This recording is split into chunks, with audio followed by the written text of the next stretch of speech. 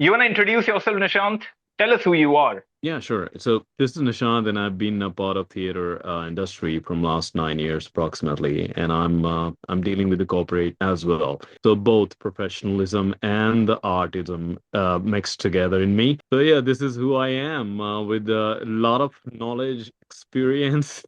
I would say Hmm. not a lot of knowledge, but yeah, somehow it's really bettering myself every day. Hmm. So yeah, it's good for me. Well, that was a really simplified version of you. You really cut out a lot of details, I would say. I think people should really get to know the bottom of like the vast ocean of Nishant Krishna Pandey. But I'm sure like through this podcast they'll get to know that. They'll get to know that because action speaks louder than words. If I'll Yeah, speak myself absolutely. like about Perfect. so Yeah. it would be great. By the way, my name is Avijit Khanna. I hope people know me, but for the people who doesn't know me and Nishant used to work in the same team, in the same company for a long time. We used to work in Encore. You remember the time at Encore, Nishant? It was a Yeah, fun absolutely. time. Time, yeah. It was a I, great fun time, I would say. A best part of the life, which is amazing. I mean, those times. really amazing. I had one of like the best times at Encore, MCM. One of the best people I've met, one of the best managements I've met, honestly. That True, company is amazing. Like, and you're working with Guardian right now, right? that's true. Yeah, Like even Guardian is also really nice. Guardian is also good. Yeah, Guardian is also like I've heard. I have some friends there. You obviously you've been working there for a while now. But yeah. yes, actually, I want to tell everyone because of your theater. There was one thing, before I started my rapping thing. I met Y- when I met you. You told me that you used to go to the theater, Yeah, and you used to only sleep for like 2 hours, 2.5. hardly, barely. That is true. That was like very like barely you were sleeping for 2 hours, and That's true. that actually gave me a lot of motivation. And I thought like, man, if someone is doing that much, why can't I do something like that? That was like a kick in the ass kind of thing for me, because I was also going through a lot of things at that time. But still, when it was like, what excuse do I have for not trying out rapping? Yeah. I have a passion as well. I have that skill as well. I want to try something, and that's actually because of you that I started doing my rapping and I started getting more involved. I think I've never shared this with you, so I'm sharing this with you. I think this is the right moment, so thanks to you for that, honestly. It's honor. It's honor. Complete honor, Avijit. We've Yeah, been a I mean, and I'm still wondering why you never opened up about it like in a past, doing it on a podcast. I'm not sure. It just came out today, and I'm glad it's out, and you should know it. You Thank, deserve to know it. thank you. I Thank you. think a lot of people will get to know you through that as well. Yeah, true that. True that. Thank you. Great, great. Now I'm not working in corporate anymore, but I'm trying my Psych Nation communication coaching where I teach presentation skills, communication skills. That's what I'm really passionate about. Yes, rapping is also something I'm doing on the sides. That is Yeah. also something going on. That's a hobby for now. I'll see if I take it as a profession in the future. Yeah, it's a art and business both together. Yes, absolutely. Communication is also like I love like another. So when I was back in Converges, I was back in the customer services. I thought like, oh wow, my English is amazing. I can speak. But when I went to Encore, when I changed the company, I was like, bro, No, even though like my English might be okay, but I am nowhere. I have no idea what communication skills is. I saw people who were saying bottle, bottle instead of bottle, but they were making 2 lakh rupees per month that's and true. easily. It was like their basic average salary was that. And I Yeah. was struggling to do like 50 or 60,000 per month. I was like, how are they doing that? How? But then I figured out the idea, the whole thing about communication. That's where it went to. But we'll talk about all of this. So something I wanted to ask you, I want to take your opinion on Yeah. specific to communication since we're talking about it. It's Sure. about AI as well. Do Y- you think has AI made us better communicators or just faster ones? And do you think there's a difference? Yeah, I mean, if you'll talk about communication, there are a lot of difference between the faster and a better. If you'll do fast thing, I think it won't define as a better communicator Hmm. because the people won't get it, what you're saying, won't understand what you're dealing with or what you're going to say about any topics. So faster, I think, would not really match this thing. But yeah, better communicator, I would say yes, because it will give you exceptional words to speak, exceptional addings to, communicate. So when you communicate, in a way that it was earlier before AI, Hmm. I think it was not really effective or exceptional. But after AI, I think it's exceptional, and people will get to impress. I would say because you will have exceptional words to say. Right. I think communication is way better after AI than it was before. Okay. But how do you think that is happening? Like, do you use AI to communicate? No, I mean, if you see, it's verbal communication, written communication, and there are a Mm. lot of communications actually. Yeah, If yeah, you'll talk about written, talk about business or any corporate, we do communication mostly on email, right? yeah. Instead verbally. So we barely connect to the Teams app or anywhere else to communicate Mm. directly. We won't have that much time to discuss all these things in an hour or 2 hours. So we mostly we preferably choose email conversations instead of going to Mm. Teams creating video presentations or anything. So when we do a written communication, I think it's really very helpful when we talk about AI.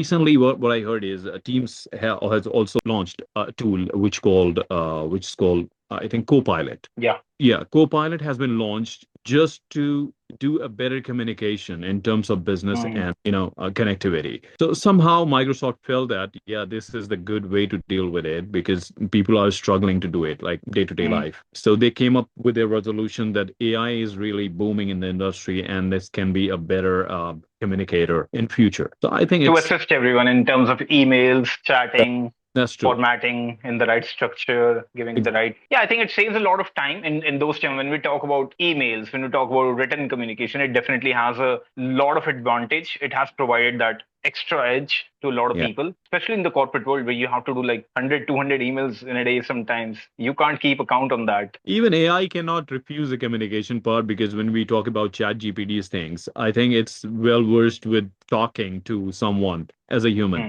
So I think they also have to involve in the communication as much as they can. So even Right. AI think that the communication is very important to deal with a human. Right.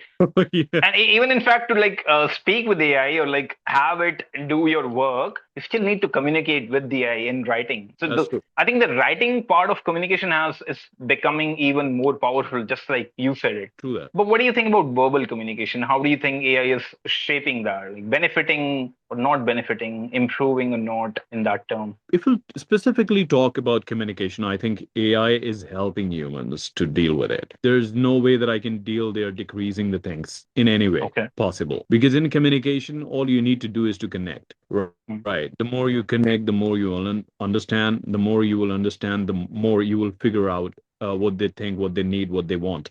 So I think communication, anyway, AI is helping us. So it's always better when you talk about a written, verbal, or any communication as such. It's really helping. But how I do you cannot think, like see. verbally? But the thing is, like the thing about verbal communication, a lot of people struggle because I teach communication coaching. That's exactly where I help my learners, like clients, business analysts, data analysts. A lot of people struggle with like verbal communication. They're not able to express. And like, how do you Right. think AI can help them to See, AI express has better? I would say I have seen it in the market. AI has created a lot of model, Mm. can really directly speak to you while understanding your communication, your pronunciation, and accordingly they will fix it. And they will make you understand that this is the word that you should speak instead of what you spoke just now. So I think this way it's helping other human as well who are a little weak or not really versed with the English language. So I think it's booming and it's keep getting better every day. Mm. Yeah. And AI Right. understood that this is the game that they are in the communication. So I think this is the only way that they can deal with the human and then they can, reduce the human efforts. Why they're True that. There are a lot of things I agree with you on that. AI is definitely able to help with a lot of pronunciation, yeah. punctuation, the grammar. If somebody is like looking at like just the language perspective, I feel like this is just my experience. Obviously, you must have had a different experience. I'm just adding my perspective on top of it. That what I felt is like AI is very good in teaching a language. Yeah. It is like amazing. It can teach a language. But I True. think the part where the communication skills come from is like connecting with humans. I think that is where AI is not developed that level of skills yet so far. So far as I've seen. Yeah. Because the part about connecting with humans is you need experience for that. And you That's need true. maturity for that. You need wisdom for that, which AI is lacking right now. Or at least I've not experienced that. Because it doesn't have the emotional, which, That's true. which they are bringing it. They're bringing it and it will evolve into it eventually. And they're also, doing all our, but that's where I feel like the connecting part is what AI is lacking right now. What do That's you where think about I that? Yeah, that's the exact point that I was thinking about just now when you were Yeah. speaking. Sorry to interrupt. But yeah, this is Okay. what I felt as well.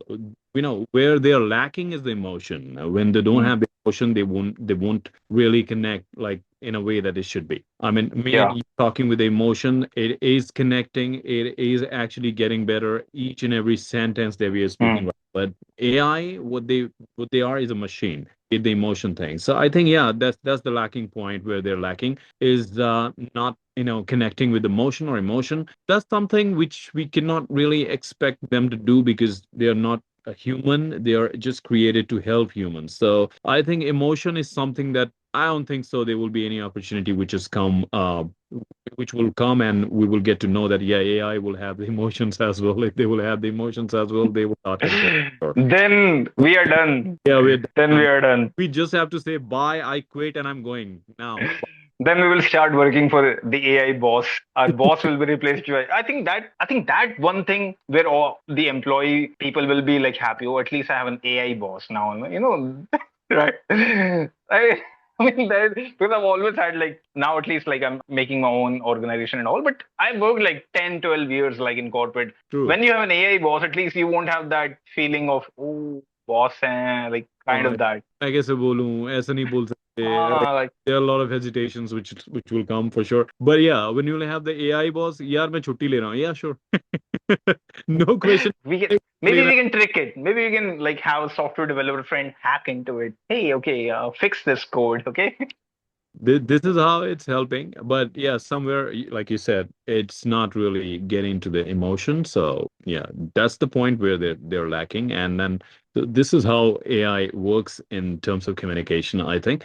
So one thing I was wondering, Avijit, when Yeah. I personally like you're doing a communication thing, and you're the coach now. You're dealing with a lot of clients each and every day, teaching them what their professionalism is, how they can speak, and how they can convert the client, or how they can reach to the conclusion that this is the business that they're dealing with. Mhm. So this is all the communication. So I think they are pretty much involved in the communications, and you are actually treating them to get involved like professionally. I was wondering, thing, gone from letters to emails to Mhm. DMs to voice notes. Yeah. What do you think we actually lose each time communication gets easier? Mm, interesting. What do we lose each time? Yeah, that's very true that communication is definitely getting easier in terms of accessibility. Because when Yeah. we used to send letters, it was like we had to be patient. Mm, You had to be patient. yeah. You had to be crisp. You have to be sharper with your words.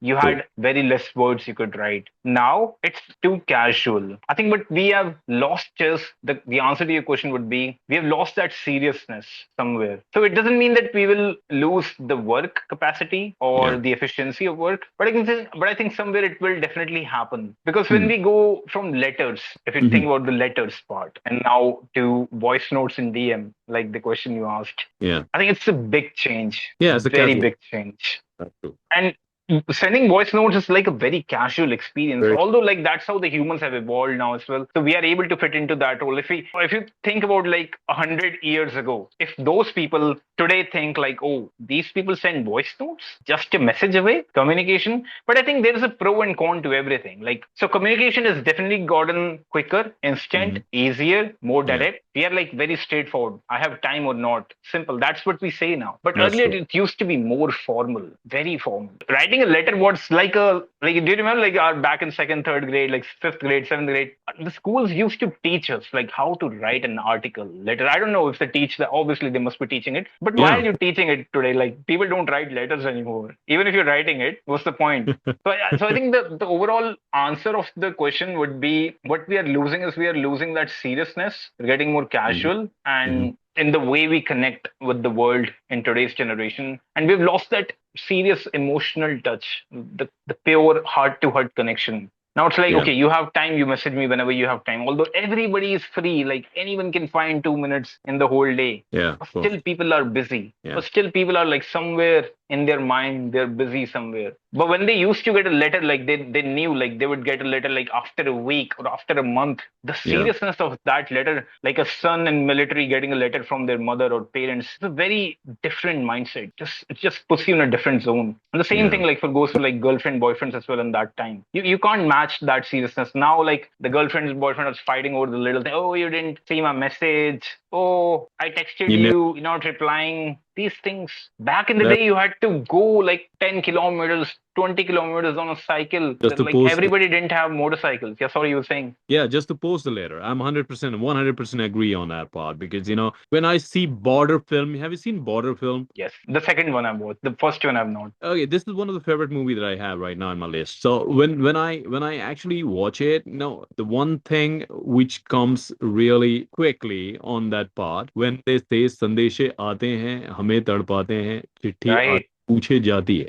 So Mm, that was not just a letter; it was a live emotion. Your tears, your happiness, your sadness, your every emotion you are posting on the letter. mm. Right. So that part I think it's missing because nowadays you cannot sing that song as well because everybody has a phone, they have the video calls, they have the chats, they have WhatsApp, they have a lot of things they can Mm. make in one day. So I think that emotions won't be coming these days when we talk about right now in the Gen Z's generation. So I think Yeah. it's very good answer. 100% agreed on that part Mm. because that actually happening. I agree. And that border example was so perfect. That Sandeshe, that is what makes you feel every word. Like every word carries the weight. Like think about a mother writing letter to their like son in military or like whatever. Like a mother Yeah, just writing a letter to their son. Like every word has so much depth involved. that's true. But now it doesn't have that. It won't We've happen. lost that. We've lost that seriousness. Correct, correct. And this is why every person is taken so lightly. Like you can DM any random stranger on Instagram or WhatsApp. Like you can randomly contact Bill Gates. I mean, think about that. Like Bill Gates, Elon Musk. Whether he replies or not is a different thing. But the fact that you can, Yeah, you can. You have the access to do it because the fact that you can takes the seriousness away. Like earlier, if you had to, like, for example, like I could DM PM Modi right now, like yeah, just a message that's away. true. So I You have know, that satisfaction. I have that satisfaction. Wow, PM Modi is just a message away. Wow. just away. Yeah, yeah. Have you heard about Dashrath Maji? The Have Manji you seen guy? that Are you movie? talking about like the Pahad Manji guy? Yeah, he who built a Yes, yes, way. yes. I know. Yeah, I've seen that movie. I have sent you seen it. Okay, so just to communicate and just for that hesitation and emotion, he has to walk 1,000 fucking kilometers to come to New Delhi to talk to PM Indira Gandhi. If they had that access, I think they they could use a Twitter and tag PM Modi that this is not really happening here. Why can't you just take action? Why can't you just scold the MLA? Hello, PM. I just wanna go there. Could you bring a truck, please? Yeah. I walked 1,000 fucking kilometers to see PM Indira Gandhi. I mean, that was huge. Yeah. So, yeah, I mean, that's, but jokes aside, I feel like there are pros and cons to everything. It's also a good thing that we can, through all of the social media, and we're connected. Like we stay connected. Like we are able to stay connected, although we live correct. like very far. So obviously there are like good points also as well. But Yeah, yeah, that's what we have lost. That's the seriousness is what we have lost. yeah, That's what I feel, and that's you're true. agreeing. So yeah. That's true. Great, great. Okay, something I want to ask you, Nishant, since we're talking about AI and we're talking about writing and communication, do you think like if AI can write better than most people today, so does learning to write still matter, or is that a skill that we're just letting go of? No, I think Avijit, learning to write will always be mattering because everything has to be documented and will have to be documented in future as well. Because if True. the verbal communication won't help to access or command anything in terms of getting something fixed in a way that it should be. Like if you are going to purchase a land, you need to write something. You will have Okay. to have a stump. You cannot really verbally communicate and have a land purchased. Official, when we talk about the proper official procedures. That's true. So communication in letters will always be happening, and yeah, that plays a lot of great roles. If we'll talk about the AI thing, like I told you in the beginning, writing an email have been already improved. A lot of improvement that has came along with the AI to the people Yes. right now. So I think yeah, writing a letter won't be writing things won't be really stopping in future because everything has will have to be documented in future. Whether you are dealing with any marriages, whether you're dealing with any legal work, I mean, Yeah. you will have to have a written thing. So But what improving, about books? But what yeah, about books? I think, yes, that's a very good perspective that you shared. I wasn't even thinking from that angle. But yeah, that's a very great perspective you shared, like, about documentations, about notarized, about the legal procedures. That's a very great perspective to look at from the writing. But I was actually thinking about like the creative writing, like like the digital marketing, let's say, or writing emails, let's say. I was talking from that angle because a lot of big companies, they have like copywriting, Yeah. specific terms in marketing. They have to write copy. So I think, what about copy? What about like copywriting? What about the creative side of writing, authors, the books, the people who write novels? What about fiction? Do you think AI can do better at that? Legalized, I understand, like you need a lawyer, like in both. But do you think like a human can write better or AI can write better? See, in that perspective, I think AI is winning because AI will have billions of data's access, what humans have already experienced in the past, and they have left the notes behind. So AI will have all the access, and having all the access, they will filter the best for you. So I think analyzing a data in a moment, 1 crore data in a moment, analyzing and delivering it to you would be faster enough and really great enough to deal with instead of having one human thinking the whole year the same story. I think won't really Mhm. good or effective in that way. So that's my perspective. Um, Yeah. no, of course, I totally agree with you. Mm. AI, sometimes I'm always like confused on this answer because a lot of times I've seen the way AI works is it works on the history, it works on the patterns, it works on what it already has, like you said, like millions of data. It can read a lot of books faster than a human can. It Right. can process all of that faster. However, when it comes to like the creativity, I Yeah. think I'm not sure actually. I'm not sure what should be the true answer. But from my experience, what I feel like it depends. It Mhm. would just depend on the person we are comparing against AI. Because some people are like really good at their creativity. You can't match that. And I think AI cannot match those people because in order to, again, it comes to like the same process we were just talking about, that in order to be a great writer, what I think the most essential skill you need is, again, the wisdom. You need experiences in order to write good stories, in True. order to write something that people can relate with, that people start sharing that with. Because what is good writing? Something people relate with, something people make a connection with. Sherlock Holmes, for example, I love that story. Yeah. Manji, for example, these are stories people love with. But like, do you remember any specific story that AI wrote and you're like, oh wow, AI wrote that? I think Yeah. so far I haven't seen that personally. Yeah, like I told you, see, creativity is something where humans are winning. Human are Hmm. winning. I told you about easier thing that the AI can actually. So AI will pick the data which or had been created by the humans, right? Then they will deliver the best out of it. Hmm. I think that part, creativity cannot come in every human possible.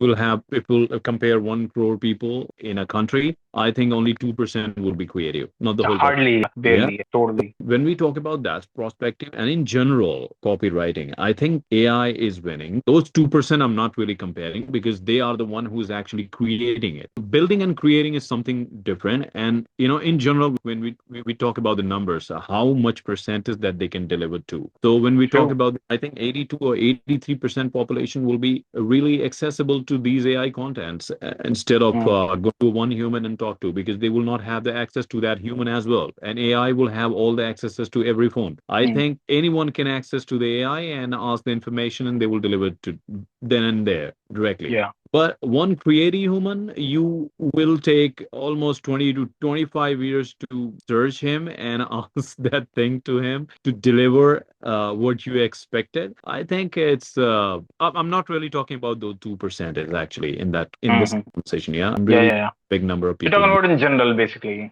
general. Yeah. When we compare about. Yeah, I agree. I agree. Well, again, another perspective I have on that is currently AI, I feel like is in very baby stages. It's just started. It's like that. If you talk about like 10 years from now, 20 years from now, because humans have evolved that creativity over time as well. Like, humans have been on Earth for like thousands of years. So humans have understood how to write. Humans have also like seen good stories, good Yeah. writing, but AI is still learning. It's just started learning. Right. That's what I'm scared of. And now we have agents doing a lot of things. So right now in today's world, you need a human to give a good prompt to AI to write good creativity. But in future, we probably won't even need a human. AI will be like, that's what AGI is. And that's what we wanted to talk about, right? That's where we are going You know, eventually. recently I heard a news, Avijit, which Oracle has fired 30,000 developers. The Yes. reason behind it was AGI because they are capable enough to do the coding. They're capable enough to Seriously. develop their own apps. That's the only reason why they fired 30,000 employees. As far I know, Oracle is the biggest company in the IT world. I think one of the Mm. big companies. It's a booming company. Yeah, it's in the top. That's true. So when they are getting into the picture that they are firing 30,000 employees like in a one day, I think it's getting bigger. AI is getting bigger It every. is, yeah. I mean, every now and then you will hear it's Oracle today, it will be at HCL some other day, it'll be That's some true. other company, Accenture, Google, IBM. It'll just keep happening. That's true. Even self-driving cabs are in the market right now. So Seriously. yeah, think about it. The drivers' jobs are gone. So yeah, that's the impact that actually in the AI world, I would say. Seriously. So, talking about the AI thing, Mhm. at what point does the AI stop being a tool and start being a colleague? And honestly, are you ready for this shit?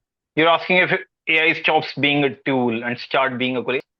I think it's already that time. I think we are already Mhm. living in that time where because everybody has access to all sorts of AIs. We have, I personally have Claude, Grok, ChatGPT, Gemini. I have four of these AIs in my phone. I personally only talk to like ChatGPT so far, That's but I've started using Claude right now. And ChatGPT is like one of the best colleagues you can have, serving you as like a that's therapist, true. like a doctor. Honestly, let me share something with you. One of the best friends. I was suffering from a lot of digestion issues last year, and I went to four doctors. Nobody could figure it out. They just couldn't figure out what's happening. They said every one of them told me it's fine, nothing is happening. Oh no, just walk Yeah. more. They couldn't even figure out its basic digestion issue. I spoke with ChatGPT. It said it could be digestion issues, so kindly go to a gastroenterologist. And then I finally went to that gastroenterologist, and then that doctor told me you have digestive issues. And then I'm like, bro, what? I wasted 3-4 thousand rupees on the doctors. It happened with me last year. My friend took me to another Yeah. doctor, See, like you someone, still. one of his own doctors. He said like he's a very good doctor. I'm like, must be a good doctor. So I went to him. I spent another 1,500 rupees on him. He said, oh, it's okay. Nothing is problem. Everything is fine. And I'm like, everything is fine. Then why are you giving me medicines for 1,500? Then why are you giving me medicines? Oh, thoda sa. But that's what I'm saying. I couldn't figure out if ChatGPT can tell you that. It could have saved my 5,000 rupees if I just trusted it before going to the doctors. But I trusted the traditional approach. I trusted what I've been doing for the last 20 years. So I think it's already a great colleague we all have. What do you think about that? No, I think the same way because let's think the same way you created a co-pilot. Co-pilot is something like that is actually colleague. When we talk about Avijit, a colleague, I think 100% agreed with you. Like you said, I started being colleague right now, and you are getting a lot of solution or resolution, I would say. Would be a great word. Resolutions in each and every terms. You visited to the doctors and they couldn't verify what is actually happening in your body. And then when you ask those things with ChatGPT, they then are resolved and ask you to visit to the right department and deal with it. And you end up doing it and all fixed. So Mm. this is something what I have experienced as well. When I have something where I'm lacking, I usually go to ChatGPT or any other tools and ask them to just re-verify or re-deal with these things, and they give exact resolutions. So I don't have to really connect with any friend or any colleague to ask those things. Either I would have to create a PowerPoint, I would have to create a PDF file or Word file or convert it or do any changes in those. I don't have to contact to any colleague or manager or any Yeah. third party. All I need to do is to visit to my friend, which is ChatGPT or any AI tool, and they would perfectly do it. That's a great part. Even Microsoft fixed it. They named it Mm. co-pilot. Pilot, you are driving, and then co-pilot is your friend, is your dear friend, True. Very true. Yeah. and well versed with those kind of energy experience, the Mm. same way that you are having. And if you'll ask any questions, it will really help you to land the flight in a perfect way. So I think co-pilot is a great name. Yeah, it is. You're right, actually. I didn't realize it until now. It's actually the perfect name for an AI. That's true. So when we talk about friends, that's how I realize that co-pilot is really a friend. Did you see that news? There was this one doctor, and he had a specific doctor for X-rays, and he had this expertise in finding a specific issue in the bones, and he appreciated the AI, that AI is taking his job because something he learned after 15 years, AI was able to detect that like within like seconds. And that doctor said, like, my job is at risk. If doctor's job is at risk, then Nobody's safe. Yeah, nobody's safe. That's true. when we talk about safe, I just thought about this. Like, so do you know, like, there's a pattern. Every industrial revolution has created actually more jobs than it killed. What do you think? So, do you think that AI will follow the same pattern, or is this one like generally different? See, I have a mixed feeling with those questions, I would say, because when we talk about, you know, the existence, what is keep getting happening in the past, I think any revolutions will give you a boost in the job instead of taking it. When computer came, everybody thought that everybody will be out and nobody will be safe. Everything will be vanished. But somehow people get and is strong enough to deal with a computer. They can operate. They're doing Yeah. each and everything now with a computer. So I think it's boosting somehow when we talk about past. Hmm. But AI, like I told you, it's a mixed feeling. When I heard and read about AGI, it's hell dangerous because it's killing it. It's killing it. It's developing their own softwares. It's doing automated mode, I would say. And when we talk about nukes weapons, they are available. They're fully operated. They're fully operated, and they are controlled by remote controls. So I think when AGI is developing and doing a lot of things in terms of getting it developed, then yeah, somehow one day they can control the weapons as well because they are also are remotely available, Hmm. and they also need development. They also need a lot of preparations in the future to get bigger, brighter, and more explosive. So Hmm. I think when those time comes when AGI would have a control on those weapons and those bioweapons, then yeah, it can be really dangerous to the human. And if we talk about killing the job, I think they are started killing it because, like I gave you example of Oracle, they fired Yeah. 30,000 people. I heard a news Amazon, they fired almost 15,000 people in USA Hmm. and Canada mix. So I think when we talk about these companies, they're bigger, right? They're one of the And biggest. specific, just sorry, I'm interrupting you here, but I just have this point. Everybody used to think like 2 years ago, 3, 4 years ago, like software developer is the next big thing. And today Yeah, they are the ones being killed by AI. The very first job I, that is being killed. That's just that my opinion. that's true. That's true. And this is actually happening, and that's the big reason to worry. When we have these automation processes, everything is coming under automation. When I talk about my company, there are a lot of data which is actually going into the automation. They don't need human to develop or do any changes in that because they have the fixed pattern, and AI would pick that pattern and design it in a well preferred manner what the Hmm. management needs. So I think MIS job is in danger. There's no need of, you know, that MIS. They don't have to create data right now. Simple data entry jobs. What are It's all the sorts of jobs you feel like will be killed for sure, like in the next 3, 5 years? That will just not be there anymore.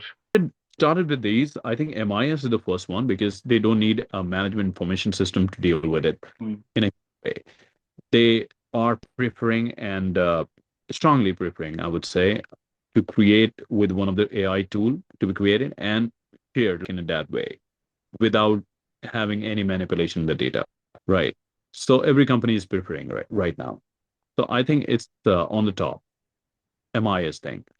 The second job, I think, not to categorize those jobs, it's just that Hmm. every job is in danger in AI world. But Yeah, pretty much everyone is in danger. You never know what's gonna. I mean, you never know what Google is working on right now. I'm teaching communication coaching, and every now and then there's like a new update in the market, and you feel like that you have to rethink your approach. And it's true, like Earlier, it used to take like at least 2 years or 3 years before a new technology comes in, but it's like it's next week, Next week, next even. next day. Huawei is doing fine. Have you seen the company Huawei? I think I'm pronouncing it correctly. It's Huawei or Huawei. I am not really sure. Okay. Huawei. Yeah. That company is doing wonders, yeah, in the AI world. I'm not sure. I have no idea. You can tell me. You need to explore that company.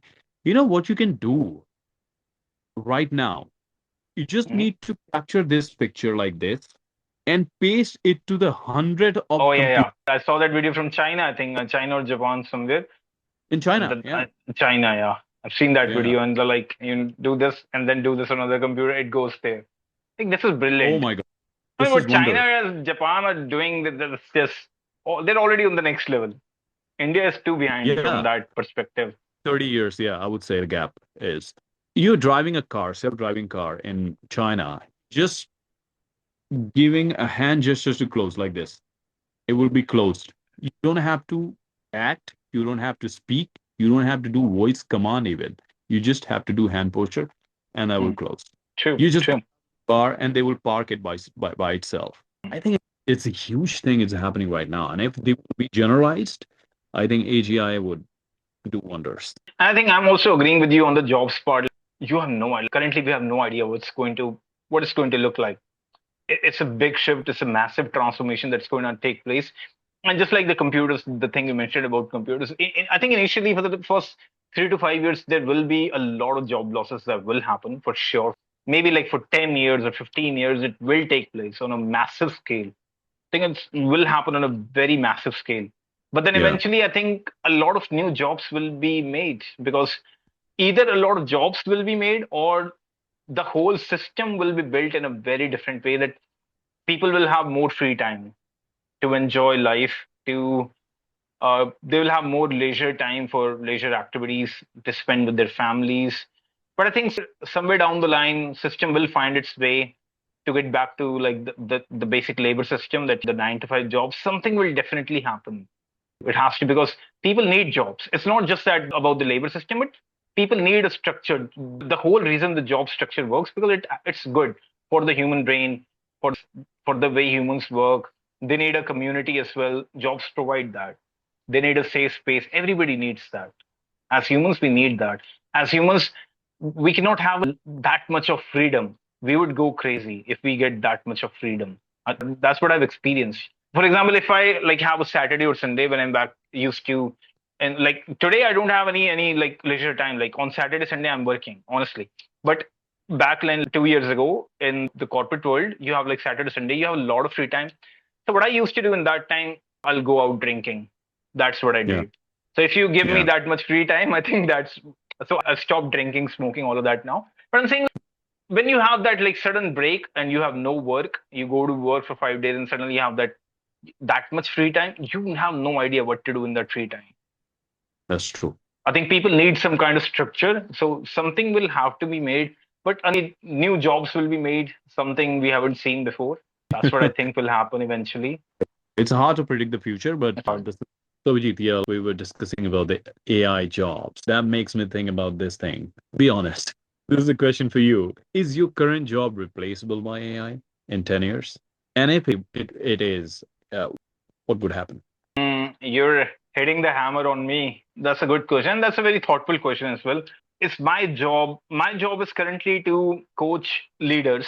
The Yeah. people I'm training right now, basically, I'm teaching presentation skills, communication skills. In 10 years, it's very hard for me to say. In 3 years, I don't think so. In 5 years, still hard. But in 10 years, I have no clue what's going to happen. It's very far. And honestly, I've even stopped. This is a thing like I learned from Alex Hormozy. If you know, like Alex Hormozy is a business mentor. This is something he said, like, don't have that. You cannot really think about, you can plan for a 10-year goal, but things are changing so quickly. You should have only like the next 2 year, 3 year goal. Simple. Keep it simple for yourself. That's Because anyway, I would have to change whatever I'm doing. I cannot think that, okay, I will be still be doing the same thing in 10 years from now. But to answer your question correctly, will my job be replaceable by AI in the next 10 years? If AI gets evolved to that level where AI is able to coach, I think coaching is something that's very hard for an AI to do. because it's very hard even as a human to coach another human. It's not something anyone can do. Coaches, trainers, when you'll find a lot of trainers. I'm not saying that trainers are not there. You'll find a lot of trainers, but good trainers, somebody who knows what he's doing, she's doing, somebody who can actually understand and connect with the person, the next person. What do they really need in this moment? First of all, you need a lot of experience for that. And because I've done like 3 years training experience in the corporate, you're also a trainer, right? You're also in the training. And so you can relate with that. Training is not an easy job. And AI is very good at currently AI is very good at giving you information, guiding you through okay, step one, step two, step three.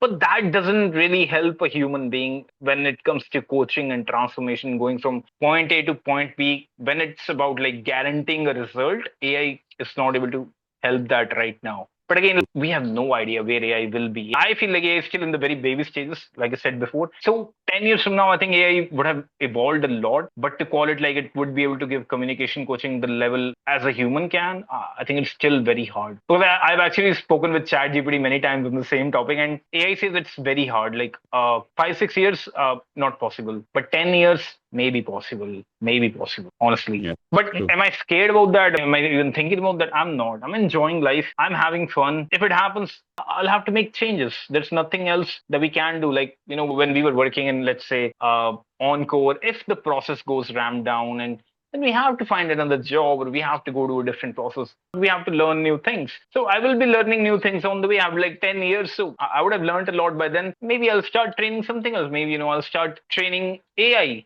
You never know. So That's true. I just try to stay in the learning phase. That keeps me humble.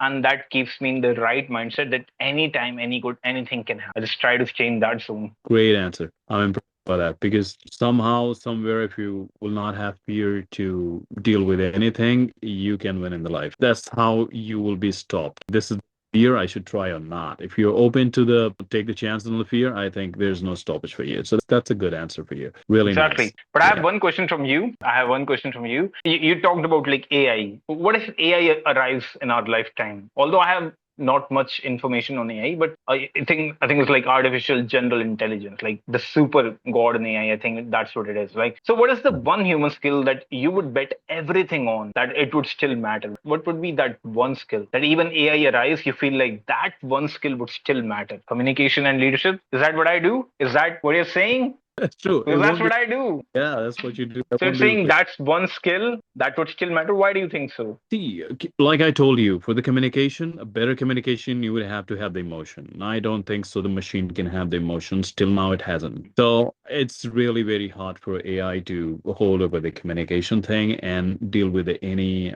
human, as far as I know. When you talk about the leadership quality won't really come like that with the data, with the analytics, with the knowing things, with the information. It won't come like that way. It will come naturally. If you are dealing in the leadership thing, if you have the chances in your mind that yeah, this is the command that you will have on yourself and you on your life, you are a leader, right? That won't be happening in the AI case. That too, when you don't have the emotion, AI will not have the emotion. Right. I don't think the emotionless person can hold and lead the thing until unless you will connect to the people. Any leader would have to really communicate and connect. That's the only part True. what they do. And both of the way AI is losing. So I think those two jobs, no, not at all. No chances. True. Actually, I agree with you. And that's what I was trying to say as well. That's where AI lacks right now. But again, we have no clue what's going to happen, In right? the future, It's just like a dreamy Elon Musk is going to the Mars. He would leave us behind with his AIs, and we would have to be stuck with his AIs, and he yeah, would be go. relaxing on the Mars.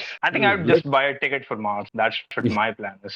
Go where Elon is, and you'll be safe. I think going somewhere we don't have any utensils or any utilization, you need to build it from the bottom. It's very hard to settle on the Mars as well. So let's stuck to the Earth and deal with the things which is really happening here. So it's better to deal with it. Going on the Mars and starting from the bottom would not be easy. It's like you're Right. starting from. It's very unpredictable where life can be. I think, but again, life is unpredictable. That's what life is. True. That's always been true. In the past, I don't know if you're like comfortable sharing this, but in the past last 3, 4 years, you've seen a lot. I've personally seen a Yeah. lot. I never thought some things like that would happen. And I was actually talking to one of my clients the other day, and he's gone through something similar. Actually, I lost my father like 4, 5 years ago, and that just shook me to the core totally, like, because we only had him as a parent, as a guardian, and Correct. losing a Correct. parent and guardian is just. But that's what we're talking about. That's what life is, and it sometimes life would kick you in a way that you can never expect and you can never be ready for. Yeah. But what It's, can you do? you cannot control it. Yeah. It's not in your control. Come on. And you also told me you also went through a lot, so that's Yeah. where, and I didn't even know that much. But that's what life is. That's true. Like what is happening today with the US and Iran thing, nobody expected. But I think the tension we're building, tension. I'm not really. We wanted to talk about the war thing. I don't have much idea on the history, so I do have a couple of questions from you, though. Maybe you can enlighten me and the audience. The next would be on that for sure. Yeah, you're the master on that. So maybe I can ask you some things like I want some clarity on if you can help me understand. I So would. the Iran US tension, it's the same thing. Like they expect they would go into a war. It's the same thing. Like we never expected something like that would happen. Did they expect they would go into a war with each other? I don't know. Like, what do you think? Like, and at what point did that even happen? Did that? I think there was a tension always between them, but when did it happen that it became a war? What do you think about that? It's all about a dollar game, which what America proposed to. They were always be trading in the dollars. They were not ready to deal with any other currencies, Okay. specifically when you the oil trade. Some of the countries started doing oil trade in a different I would say currencies. Iraq started using a different currencies, and what America did is they conquered and killed Saddam Hussein. Iran was also in a way that yeah, this is the thing that would not deal in dollars, will deal in euros, will choose other currencies. They started using Chinese currencies to trade in oil, and that's where the US and Iran conflict started, and then this is all happened. This is basically only because of the dollar that they are not expecting any other currency. That's the main concern. That's all about power and game. So that's how they stay in the power. That's how US runs itself. That's always been, yes. US wants to remain as like the global standard of how dollars run, basically. The king of the market, the king of the jungle. That's how they assume, and that's how they predict. Why? Like I can never understand. Like, why does someone need so much power? Like, it's like beyond me. Because I don't run from that paradigm. But I would need personally myself, like, okay, I should have a good enough life that I'm able to provide for my family, and I have a comfortable life as well. You were actually telling me about the power, like why US wants to keep the power, about the oil trades. Could you throw a little bit light on like why US wants to be the power? And because I never understand the game about power, personally the way I am, could you help us understand that? Absolutely, for sure. So as far as I know, US is entitled to gain power always from the beginning. And they were having a control on dollars. They want everyone to trade in dollars, whether it's oil, gas, or any natural authority, what the world would have. So this is the oil trade in Middle East. They've been digging in the Middle East from always. This is not a new business. So what they have done is they wanted Iran to gain to the trade in dollars only, not in any other currency, not in Chinese currency, not in Indian currency, not in euro, not in pound. They only want them to deal in dollars. That's it. And that's the whole game. Iran never wanted to do this and never wanted to, believe that US is controlling the whole Middle East right now. So Iran took the authority to control themselves. All right. They became independent after Khamenei. Khamenei, you heard about him? He's the Khamenei. Yeah. The one who got killed, basically. That's correct. But his son is alive, and he's controlling the Iran right now. So he became power. He came into power, and he decided not to go through the route of America. He created his own route, his own path, and he kept on doing it from almost 40 years now. All right, and that's the thing. What US doesn't like it. All right, they always wanted to. Yeah, they always wanted to gain the authority. They want to be a number one in trading, in dollar supremacy, and that's the whole game of this war. They still want want the power back from Iran so that they can control almost 30% of oil trade in the whole world. And that's what they have done with Venezuela. Have you heard about Venezuela? They Have the took the president, prime yeah, minister, the president, okay, of Venezuela, yeah. And that's what they have done with them as well. while he was The same almost game, yeah. about to go to sleep. That's true. That's true. Yeah. Like something I don't understand. Like when you, for example, it is criminal to just murder someone, even if like they have murdered your Absolutely. entire family.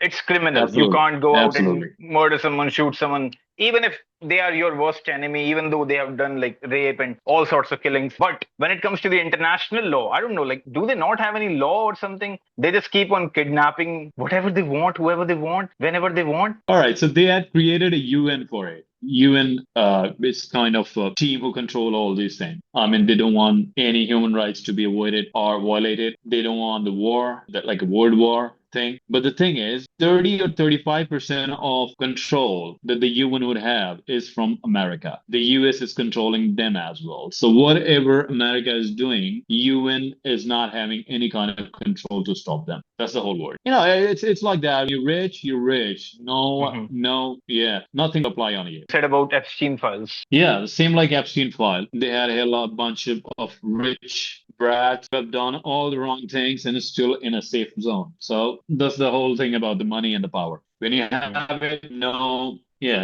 government, no rules will work on it. That's how they are actually wanting us to believe on that. Yeah, I never understand these things about like Epstein files, like how much of it is really true? Is it even really true? I know like you've probably seen some things, I've seen some things, everyone's seen some things, but could it be a controversy? Could it be a conspiracy? Could it be something that they're trying to just loop us in, trying to distract while they actually do some major other things? It could be, I don't understand. So I don't want to even look at it. Like if the government is not doing anything, like what am I going to do about it by even having a look at it? So do you think people should That's check true. these When you things? have the power and money, you can manipulate anything. Yeah. So do you think like people should spend their time looking into the Epstein files? What is happening? What are the horrific things happening? Do you think it's worthwhile to have a look into it? Like, see, when if you talk about a religious way, I think on the population, if you control, like, if you talk about the whole population, I think still 50 to 55% are in the religious culture and they believe strongly in religion, any kind of religion. I'm not talking about a specific one. So when you try and believe in religion, then you reach out to the conclusion whether it's right or wrong. All right, you just categorize things, whether it's right, it's right to do, or it's not right thing to do. So you tend these things. What is right, what is wrong. See, I'm not here to judge at any point of time, but yeah, still, when you're hearing anything like this, they are torturing children, raping them. Like in 6 or 7 years, we have all the proof available with the FBI. They have already published those Some of the images photos, have been videos. published. Yeah, most of it, and everyone have seen it, like with their naked eyes. And I don't have any reason not to believe on that, because this cannot be created. This can be manipulated, but this cannot be created by any of the world leader or anyone. Specifically, when you are in a control and you are the part of the Epstein file. Trump is a Epstein file. He came and filed millions of times. And he's controlling the government right now, but still the files are available and publicly available. So I don't controversy or any specific thing which can hide, which can really manipulate it in that way. So I believe it's yeah. The Epstein file, the thing Epstein file, do you think, what does that tell us about keeping the power? What does that teach us about the people who are actually in power? Oh my God, that's kind of devil thing. When you have the power and money, you're out of control. You can do anything. You can do a lot of things like this. I mean, this is the example, set of example that you can do a lot of things. When you have the power and money, you're out of control. You're not in the rule, regulations, everything is out. You're out from those. And you can do whatever hell you want to do in this world with the people. That's what we can see right now. Yeah. I mean, these are like the big players, the main players of the game. You can't checkmate The main them. players, yeah. They're the ones in control. I was still wondering what is Stephen Hawkins were doing there. Exactly. That's, Can't figure that out. that's, So do you think like about this yeah, whole it's hard Iran to US believe on that. thing? So do you think about this like the whole Iran US thing? Are we anywhere near the World War III like anytime soon? Or do you think like what would it take today's day for the World War III to happen? See, World War III, if we'll talk about specifically, I don't think so that will happen very soon in near future, because there are a lot of power involved in it to stop it. And there are a lot of growing countries like China, Russia. They don't want the war to be happen like any such way. And they will have all the authority to control it as well. And China is doing it. China is interfering in this matter and wanting them to stop the war. Even the US is backing off. All right. But but somehow if you like beyond the boundaries, they will for sure not control themselves. They will attack, they will respond. And that's what the Iran is doing. So I don't think so that will be converted as a World War III, because that's a big thing. If that will happen, I think it still need human civilization to happen. So I'm not in a favor of, yeah, it's happening. From the education part, you've touched on, I think we've talked about the war.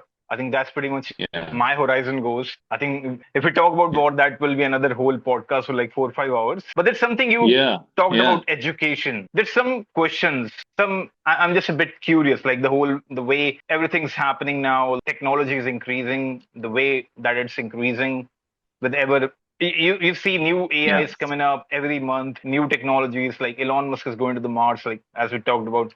Yeah. So what's going to happen True. to like the school education system, like the traditional system? If you had to redesign school from scratch today, what is the very first thing that you will throw out? Yeah, I'll change the perception first of all. What people should read, that should only be taught in the school, not the whole other things which is surrounding them or around them. I think if you're good enough to become an artist, you should only learn art, not to waste time on maths, physics, or any other languages, for sure. If you're good in a math, you should only learn math, not to do all these science fictions and all the stories that are actually being taught in the school. So I think that's the first thing that I will change, because if you're good at it, see, hunting the game, like you're coaching the salespersons, right? Salespeople holding the leadership, they're holding all the position, but still they need a coaching, all right, to Yeah. become one of the best leader in the world. So that's how it is. If you will what they actually need, I think hitting a bullseye would really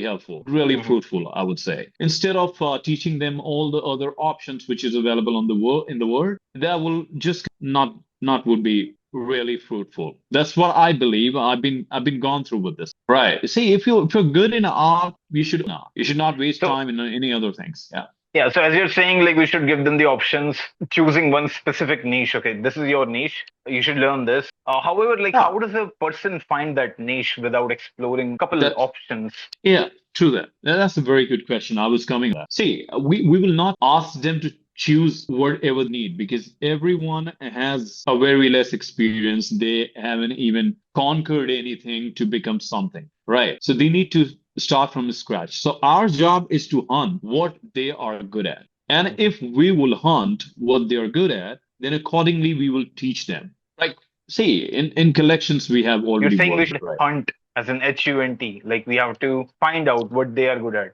What they're good at. in See, we'll your we'll we'll, we'll perspective. give them all. Yeah, see, in UKGs, there are a lot of countries who's actually practicing these practices now. If we go to Amsterdam, they're already doing it. All right, they are providing each and everything to a guy or girls who's actually studying in a school, and accordingly, they will find like they will have all the tests available.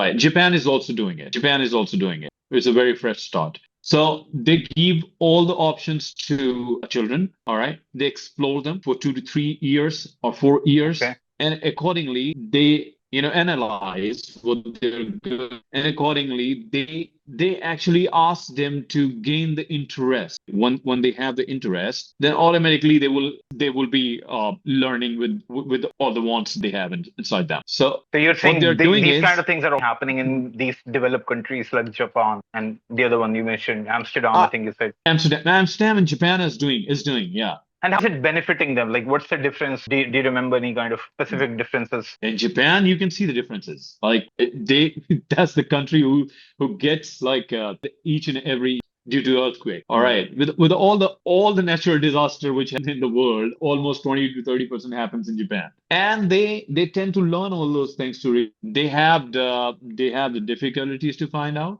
They had it in the past, but they gained the power to came out. Yeah. And how they have done it with the practice, with the interest, what they're good at, everyone is contributing like in the same way, and they're just coming one after another. So basically saying because their education system is smarter and more modern and not that much traditional, they have developed these kind of smart brains that tries to focus on the solution more and keeps finding new problems, keeps finding modern solutions to all the problems that they have and they could have in the future. And that's the reason probably like why they are developed and why a country like India is not in the top list in in the developed countries. That is perfect. Yeah, that's what I was saying. So they are good at it, and they're finding out the resolutions like every time, and they're coming out every time when they had a disaster in their country. Another And this thing, is another only happening because of the education. Yeah. Mhm. Yeah, about the education, I was just about to add. I think the traditional education that we have in India, specifically the one that I have seen, the one that most of us have gone to, you might have a different Yeah. education, but it Yeah. specifically focuses on like what to think, right? But it never actually trains you or teaches you on like how to think. Would you agree with That that? is correct. So, yeah, I am definitely 100% agree on that. They don't have any system which can believe you how to think, what the new idea can go up to. That's the only reason why Indians are going out and studying and doing a hell lot of things. That's the only reason why. Do in India because they don't have the option, they don't have category, they don't have the big picture in front of them. Elon Musk, if we'll talk about, you just gave the name Elon Musk. If he born and brought up in India, I think he will not be Elon Musk. I think he'd be He will if be. he were born in India, the first rocket flying that would be to America, not Mars. That's true. That's true. That's true. And that's what Indians are doing. A lot of people, that's where we lose a lot of talent because of that. We do have a lot of talent. We do have a lot of smart people, smart thinkers, people who want to innovate, people who want to bring changes to the society, but they're never appreciated, never given that platform. They never get kind of recognition. Like you must have seen, like we have so many Olympic medals. These people who won the Olympics, now they are kind of forced to sell vegetables. They have to they have sold their gold medals, silver medals. There's no That's true. recognition here in India. Even if No you've recognition. Yeah, taken India to that level and still no appreciation, nothing, no validation. that's true. That's true.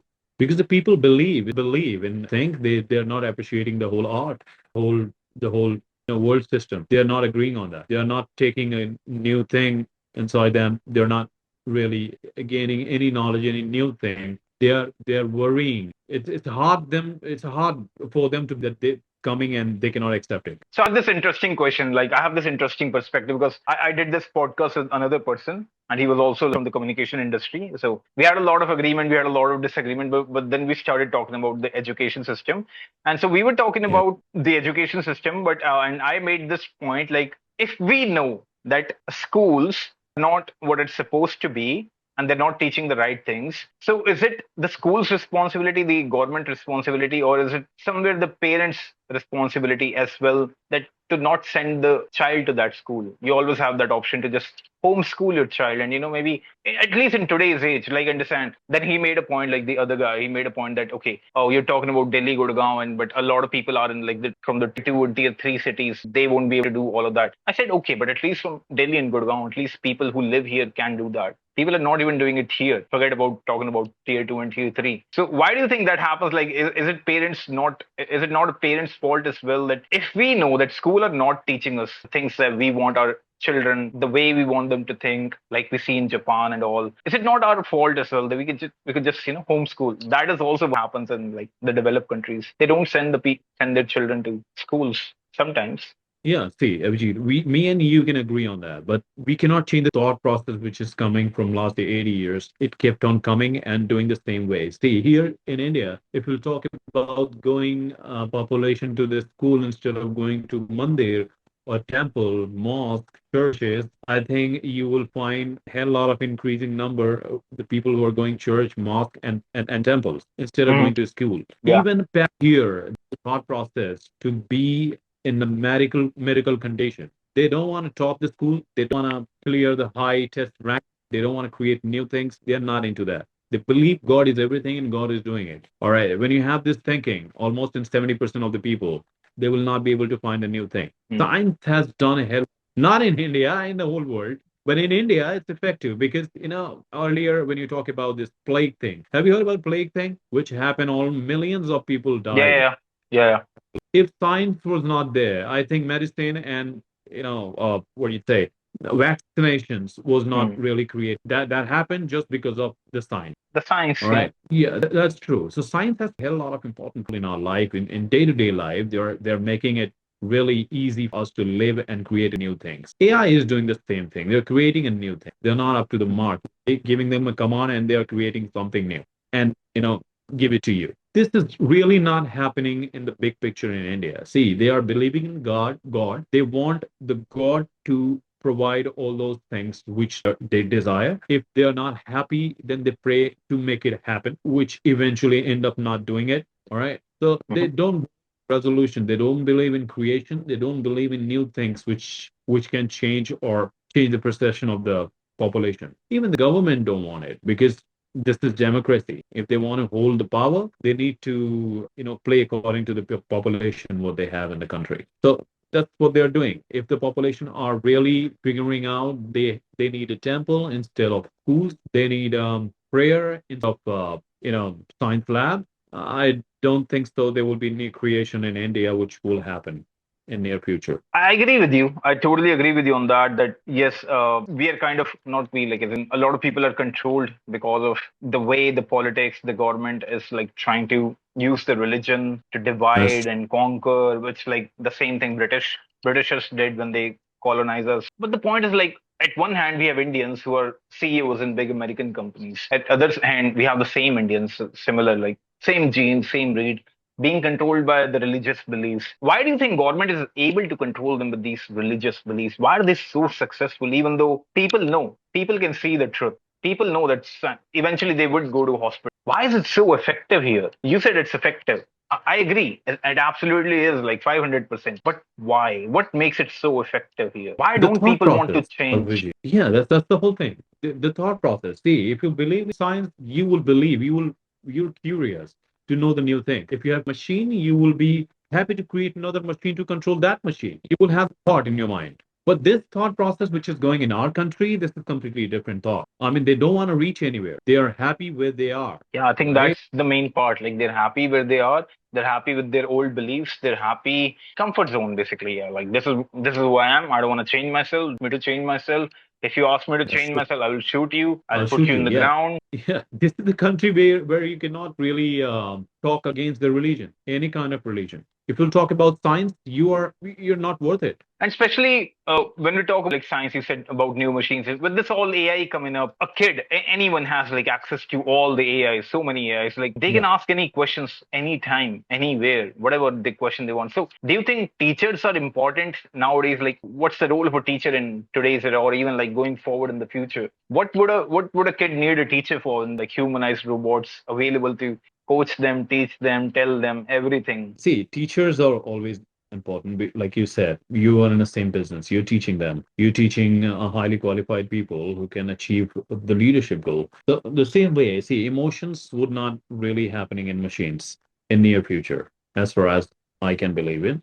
So emotion is really important. And I was a student when I'll tell you my story. We had 60 students in the same group of class, wherein teachers need to find out the knowledge system of each and every students in a different way altogether. I mean, you need to understand the students, how they're thinking, what they're responding, whether they are slow learner or really high learner. All right, slow learner. I mean, I just wanted to correct myself. Learners are not slow. Actually, they go deep into the knowledge. If you talk to any slow learner, they will start from base. So I think slow learner are really perfectionists instead of high learner. Yeah, So I'm a slow learner. I take a lot of time to learn something. yeah, so they go deep into the knowledge and they are starting from scratch and they will find out each and everything when you talk about any kind of topic to them. Yeah. So teachers is to find out whether they are slow learners, high learners, how they want to educate them, what are the sources that actually needed to how they are understanding it, their emotion is coming in the right way or not, what else that you need to teach them respond properly in the Mhm. education system. So are the jobs for the teacher. It's not teacher is not the only person who's actually teaching you. They're finding They out, have to they're motivate hunting the you. Yeah.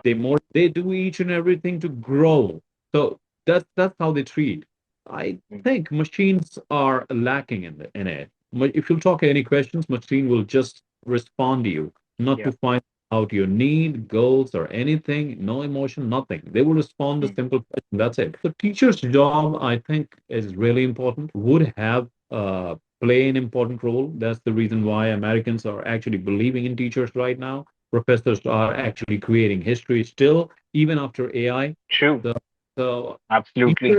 teachers are needed. in this whole generation. I agree with you. I think we spoke about this again, but I this thought keep coming back and back. I think Yeah. so. Like teaching, coaching, like having that kind of leadership mindset where you're able to transform people, from zero to hero or whatever you wanna call it. That's where a human being is needed. Someone with experience, someone with that wisdom to be able to customize things depending, like as you said, like slow learners, fast learners. So you're right, a lot of people are takes a lot of time. Like me, I'm a slow learner. Sometimes I need my time to process and digest something before I can start applying it. Right. True. So I totally agree with you on that. And what about, so that's about, okay, we've talked about kind of education system, the AI, and what about the college? Do you think colleges will still be relevant in this today's or like future era, the near future? Do you see? Because a lot of people are saying colleges are scam. I mean, there are some degrees that like to be a doctor, to be an engineer, you have to go to college. There's some like the mathematics, there are basic STEM that we call it, science, the STEM thing. You still need to go to college for.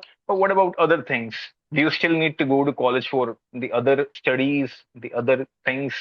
Yeah. See, we've been coming from so long. It's been like ages living on, we live on Earth. We have all the religious book who taught us.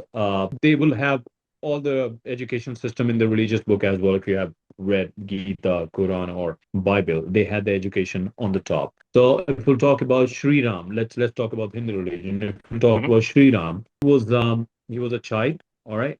When he grew up, sent to called Gurukul. Yeah. So is kind of college who taught you a discipline, not only the teaching things. They taught you. He's been taught discipline, live, how to survive, how to do the daily basic things in a Mm. proper manner. So I think in today's generation, that's the relevant thing. I mean, will remain relevant always. In as well, they're following. They will teach you a discipline. They will teach you how to read, how to write, how to clean, how to survive, how to change dresses, how to be in a disciplined manner so that other can learn from you and grow accordingly. So without discipline, you cannot achieve anything. Now, I don't believe in all that. Right? Hmm. Right. You discipline, and the right discipline would only happen in colleges and schools. So I think colleges will and definitely will play important role in future as well. So there will be no lack in the in we'll talk about specifically India. It's completely a scam in colleges, schools, and everywhere because they are not really teaching the students. They just want the money and the corruptions. Like a lively example, I want to give you the Alia, but you know Yeah. I don't know her, but he's I know her. all right. She's been learning all the educations from the Dhirubhai Ambani colleges, which is one of the top colleges or schools in I think in Mumbai. All right. And she was not aware of the president. She's not about the basic thing, which is actually available in the world. I don't think are actually teaching them the basic necessity or basic necessary things, which a person should allow to know that. So that's the complete scam. The scam that you were talking about, this is the scam. I have a lot of different thinking on that. The way I think Yeah. about a lot of these things, like even I don't know, honestly, to be honest, like even I don't know a lot of things about like who's the president. Like everybody knows who the prime minister is, but even I don't know honestly who the president is, who the finance minister is, who is this, who is that. I don't really pay attention to all of that, honestly. And then Hmm. colleges, Hmm. even if they teach this, whether they teach this or not, how would it really matter? Okay, let me tell you an example. Like you were an encore, I was an encore too, right? At that time, do you Hmm. know, like there was once for 6 months or 1 year, Encore did this experiment. I don't know why they did it, but they did it. So you are aware, like they never took freshers, people who never worked Yeah. before. But that specific True. time, Encore for like almost 6 months to 1 year, they started hiring freshers, people who have never worked before, Yeah. but they're like directly coming Yeah. from schools and colleges. Not schools, I think like more Yeah. like colleges. Hmm. Not work before, no internship, but directly applying. Those people, I Yeah. trained those people. A couple of batches I trained. I'm sorry, I'm afraid to say this.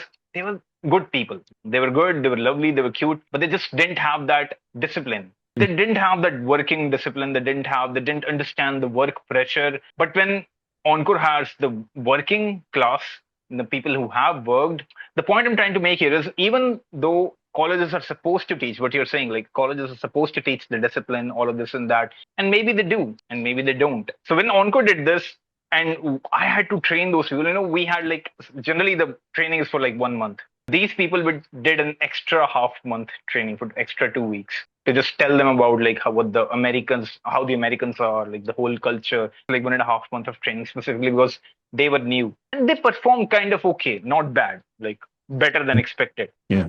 But the part where we had to train them was really, really hard because they are like very fresh. They don't understand like the pressure. And then on chorus like debt collections, back to back hang up rejections, and they would get frustrated after every like five rejections, five hang ups, and it was such a normal thing for us when because we have worked before. It was such a normal okay Yeah. hang up, it's fine. But then to in order to digest that as a new fresher, they just couldn't digest. So the point I'm trying to make here is you understand what I'm saying, right? Yeah, yeah, of course. So and the way I've seen, like I didn't go to the college, like the open schooling. Not sure about you, but even the people I've seen that come from college, I don't see experience like the college should have instilled in them the kind of discipline it should have. And colleges are taking like 50,000, 1 lakh rupees, 2 lakh rupees for 1 year.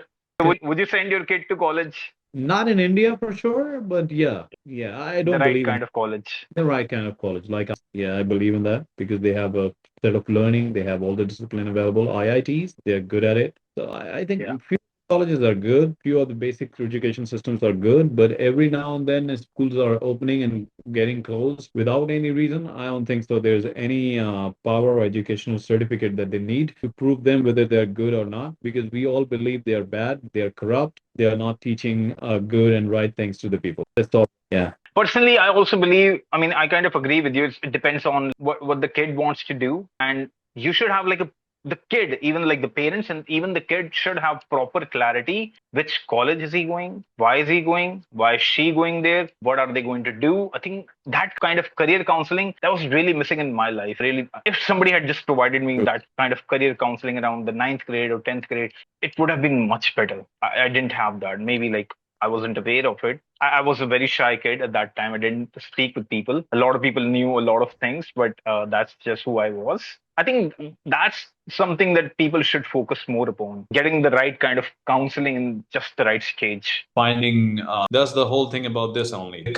Good at they need now better.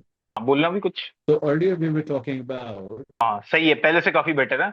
so earlier we were talking about this whole thing. I mean, the right education system. They need to find the need of the people where they are good at, whether they're slow learner or high learner. That's the only thing that we're talking about right now that you Yeah. were missing on those days of this thing only. So, if you will try and create a ground where you are finding out if the people are good at it and they will make history on this subject or any particular area, I think that's the only thing that you need to provide to them and they will create the history for sure.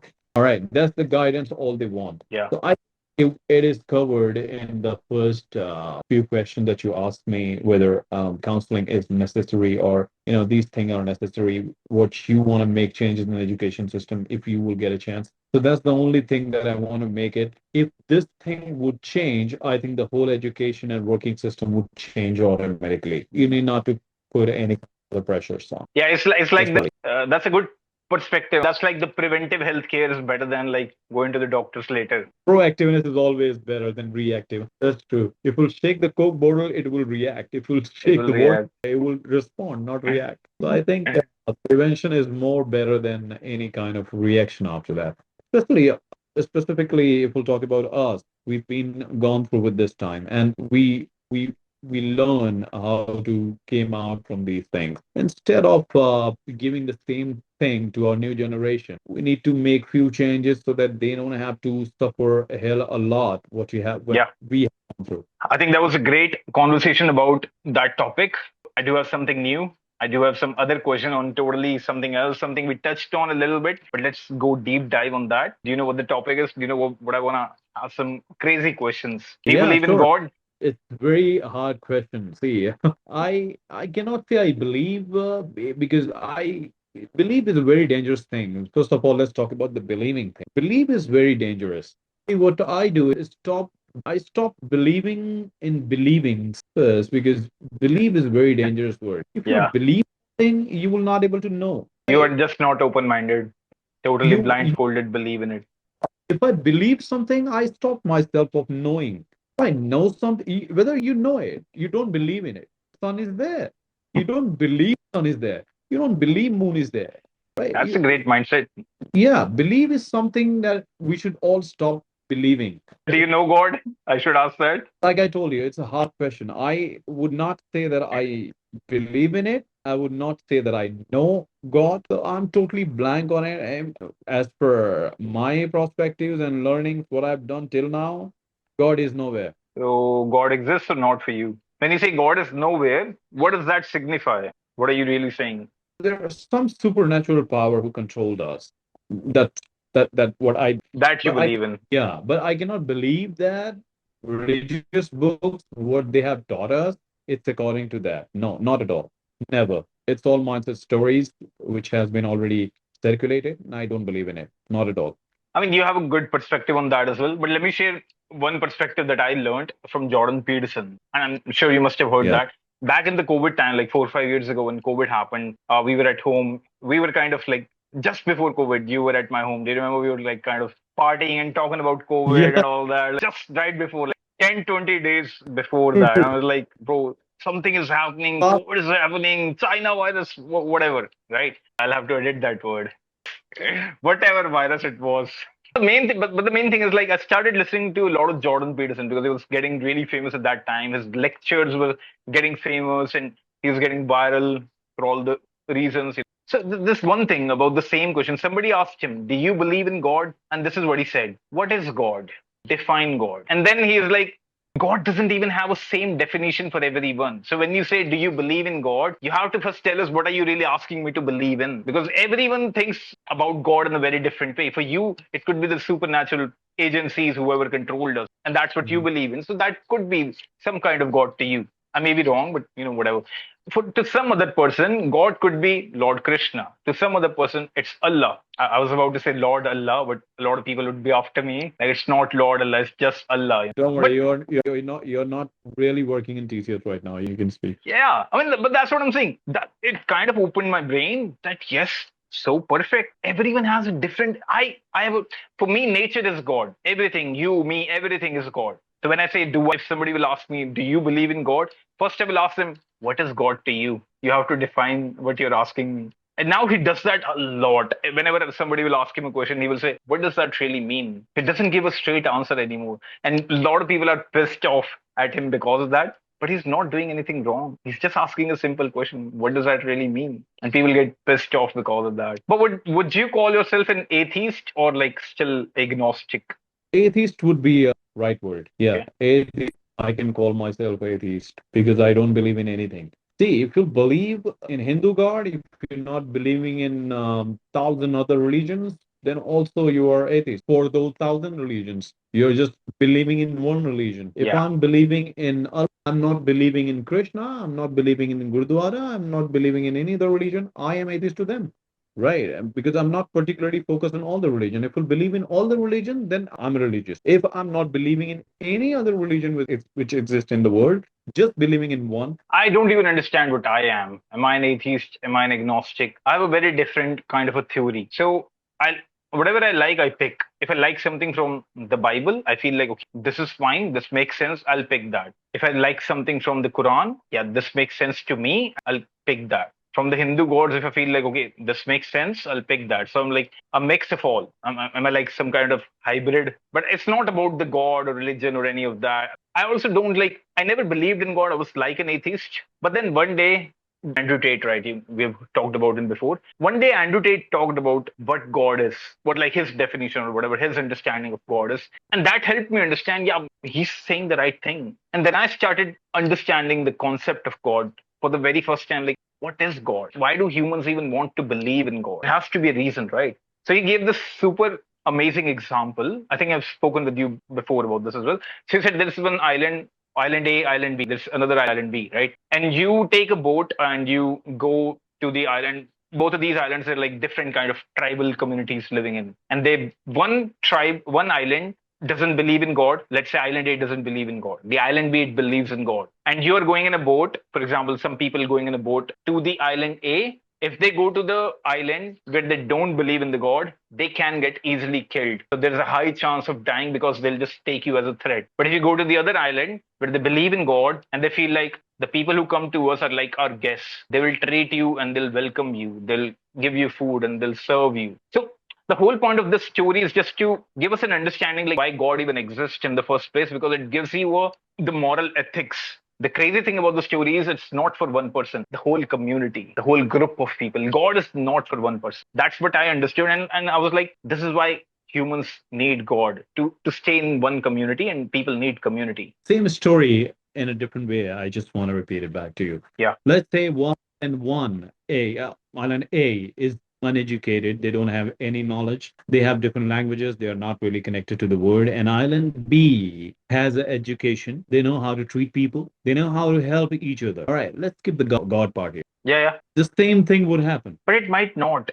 And I will give you an example. But it sure. might not. We live in Okay. Delhi, right? We've seen Delhi NCR.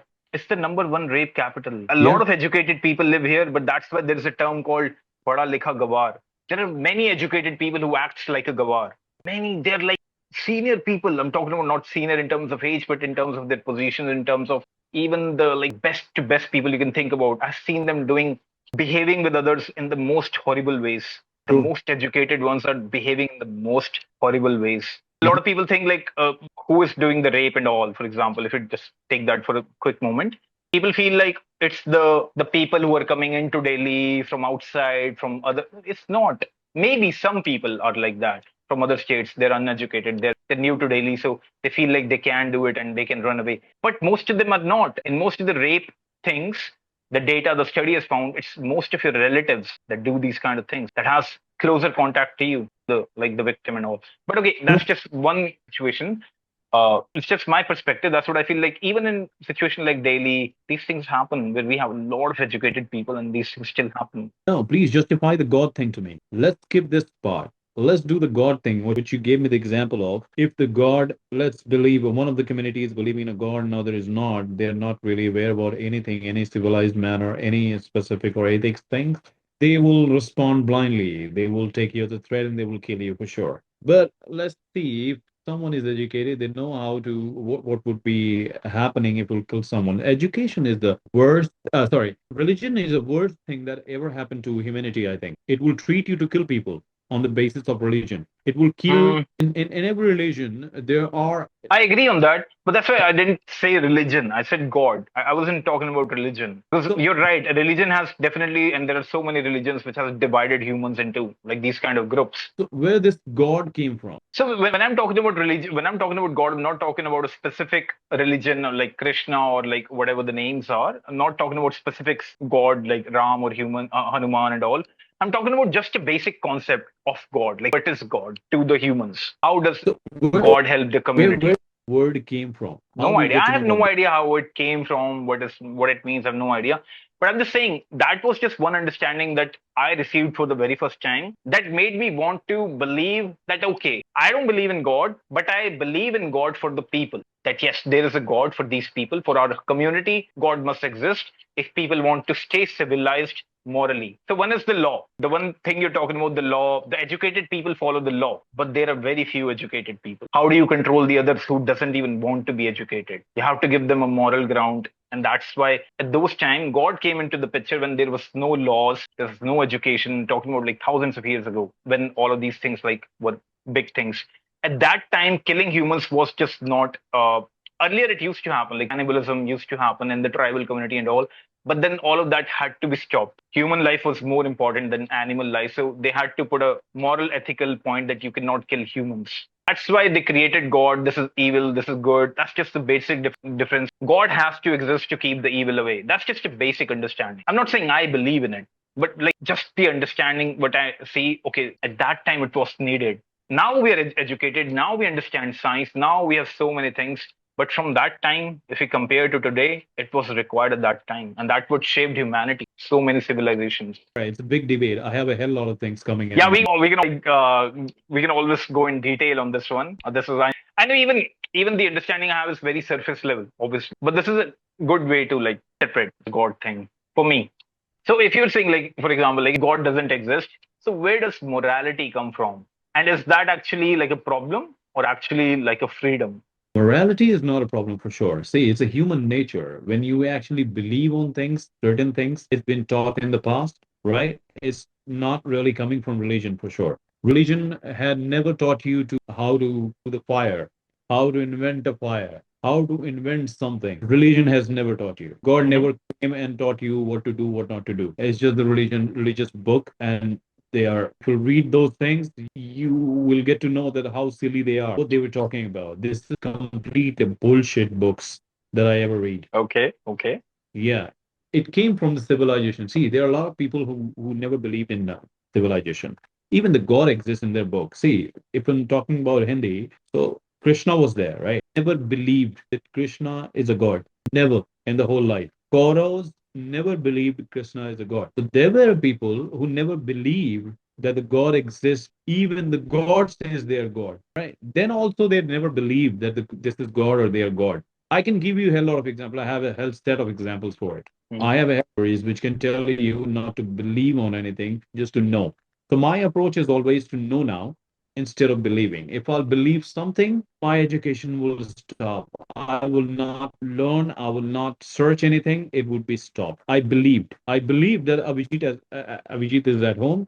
I believe. I will not get to know whether you are at home, whether you're out, whether you're teaching, whether you're not. I believe that you're home. My searching, my development has stopped already. Science I think has been. that's the reason why people in India are easily controlled as well. It's true. One thing we were talking about earlier, because people here like to believe a lot and very easily. True. And that's the whole system is destroying it. When you stop believing, almost 70% of the problem will be solved because you will start searching. You will get to your approach is to know, not to believe. So when you know, know. And people don't really do that. I don't think lazy is the right word. I'm not sure, but it's like again the same thing, like staying in that comfort zone, not trying to. And this is what Elon Musk said.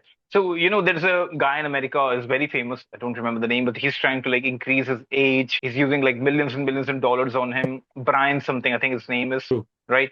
So he's trying to increase his age, or not increase, but actually He's he's trying controlling to with the he's diet. controlling, yeah, with the diet and all the supplements and all. He's trying to control his age to not get more aged, basically, right? He's trying to stay at one age. So Brian Cranston, I think, no, not Cranston, some whatever his name is. It's not Brian Cranston. So because of that person, another podcast asked Elon Musk, like, do you never think about that?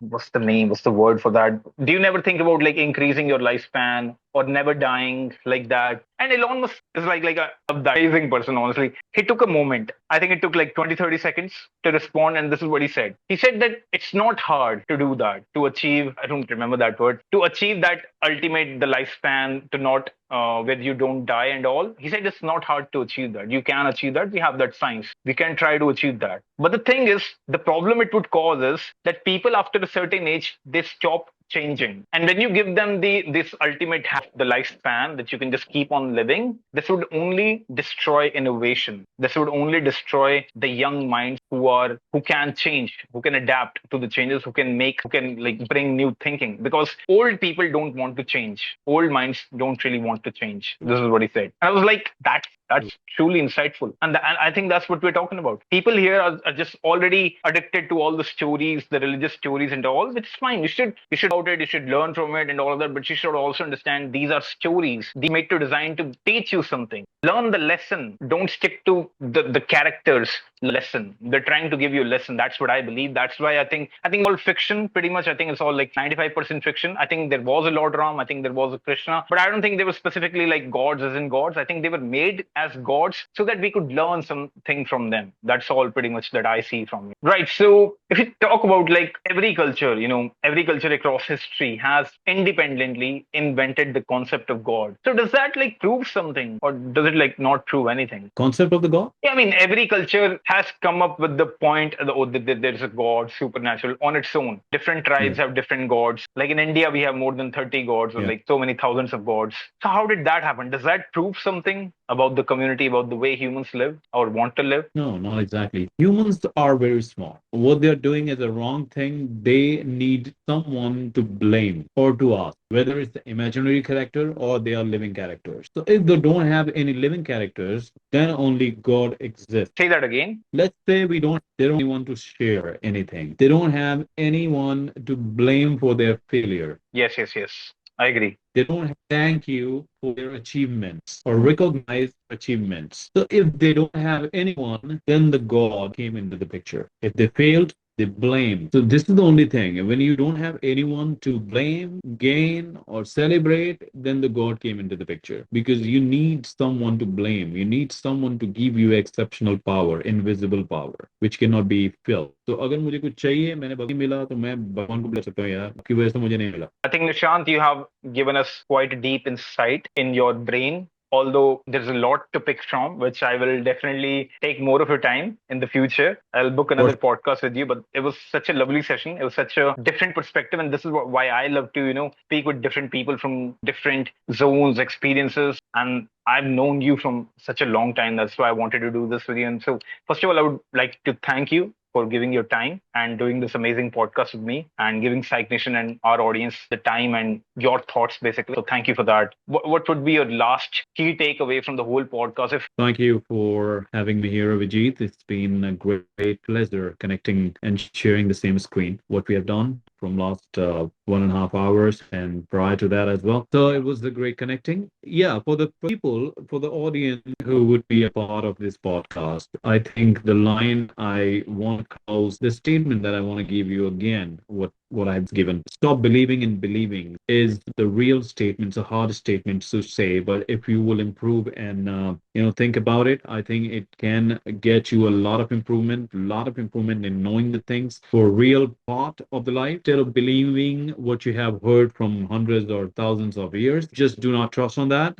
Just get to know properly what is actually happening. Keep on searching, keep on hungry, and do whatever comes new to you. Do not afraid to do it. That's what I believe, and I want you all to believe on that. That's the whole request that I have on this podcast. We will definitely meet with next with sure. excellent thoughts. Thank you for that. Thank you for Hopefully, such will a be close hopeful. insight. So basically, ask, keep questioning, keep researching. Thank you for that. Where do people find you? Yeah, you can find me on Instagram with Nishant Krishna Pandey, and that's the Instagram handle that I have. And yeah, I keep on sharing the good thoughts. Lovely. It was Hopefully, lovely would to have you, definitely Nishant. be happy to connect on. Sure, sure. Absolutely. Thank you very much. Yeah, Thank you. Thank you. Lovely time, Nishant. have a good time.